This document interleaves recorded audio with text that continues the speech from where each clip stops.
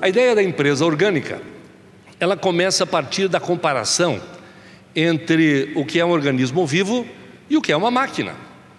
Curiosamente, a Aera tem como slogan ser uma máquina de vender casas.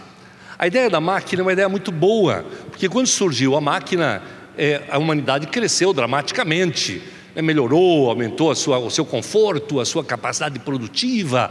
Isso vem de uma época que nós conhecemos hoje pelo nome de Revolução Industrial. Primeira Revolução Industrial, Segunda Revolução Industrial, e foi justamente quando veio a Segunda Revolução Industrial, no final dos anos 1900, começo do século XX, é que surge no mundo uma nova ciência chamada administração.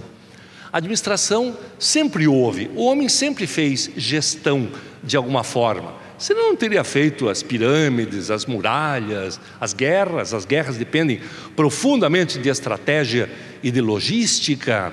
A Igreja Católica é um exemplo de organograma que perdura há mais de 2000 anos. Portanto, a gestão sempre esteve presente na vida do homem. Entretanto, foi só no começo do século passado que a gestão começa a ganhar status de ciência. Então começamos a criar uma ciência nova chamada gestão, que, claro, trouxe no seu âmago muito do que acontecia na época, que era a Revolução Industrial. Por isso, as empresas que foram surgindo foram sendo comparadas com máquinas. E nós até hoje usamos expressões do tipo: a minha equipe está azeitada, as engrenagens da minha empresa estão funcionando. Isso tudo vem da época da Revolução Industrial, o que é interessante, porque, como eu disse, as máquinas aumentam a nossa eficiência.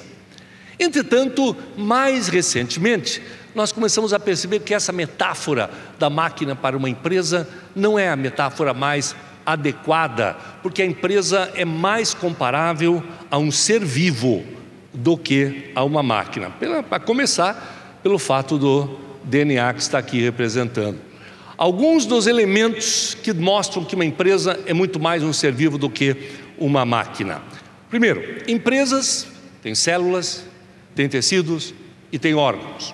Claro, as células são as pessoas, os tecidos são os grupos de trabalho, as equipas, né? Os órgãos são as suas diretorias, são as suas seccionais, ou coisa que vale, e tudo isso trabalhando numa incrível interdependência.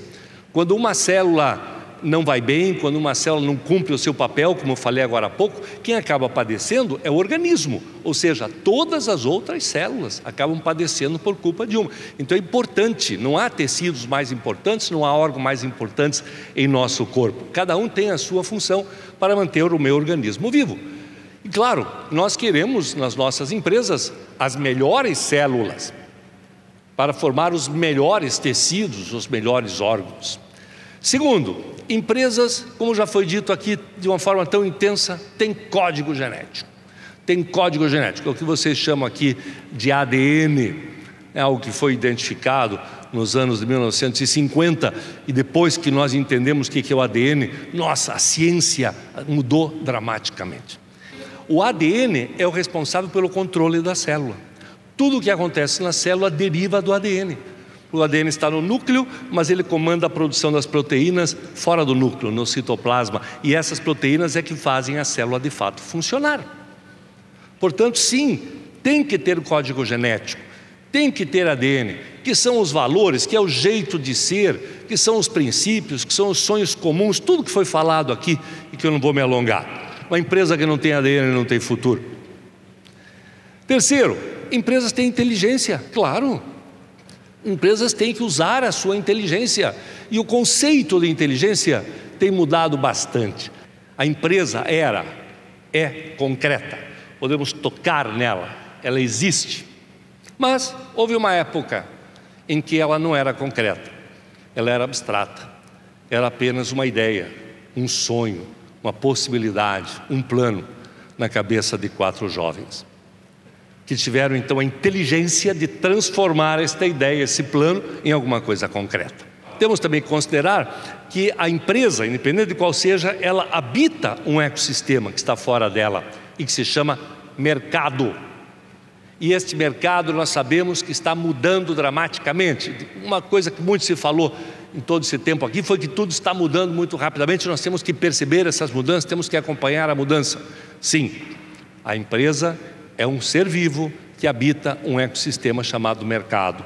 E no mercado está o cliente, está o concorrente, estão novas tecnologias, estão novos entrantes, estão novas técnicas de gestão, o novo cliente, porque o cliente também está mudando.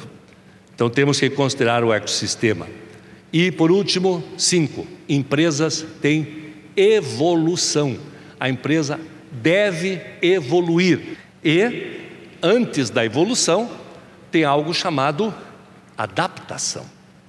Adaptação, essa palavra é importantíssima. Estar adaptado. Estar adaptado é entender o que está acontecendo ao seu redor e conseguir conviver com este meio ambiente, com este ecossistema. A questão é que o ecossistema muda.